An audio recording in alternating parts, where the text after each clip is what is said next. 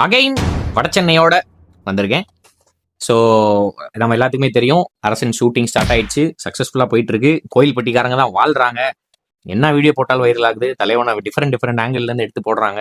Already number 9ன்னு ஒரு blue ஜெர்சியில் Madurai டைகர்ஸோட அப்படின்ற ஒரு அது கபடியா என்னன்னே தெரில, ஏதோ ஒரு இதில் தலைமை இருந்தாப்புல நல்லா இருந்தது.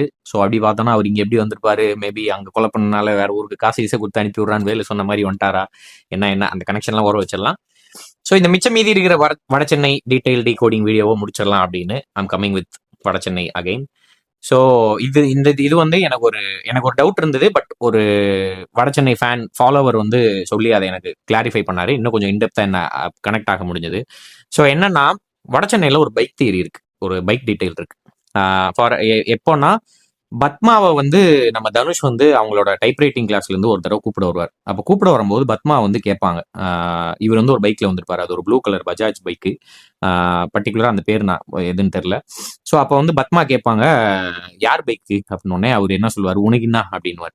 ஸோ அப்போ நமக்கு நார்மலா ஜென்ரலா தெரியும், இவருக்கு தெரிஞ்ச ரெண்டே பேர் யாருன்னா, ஒன்று வந்து சங்கர், அப்புறம் இன்னொன்று வந்து சிவா.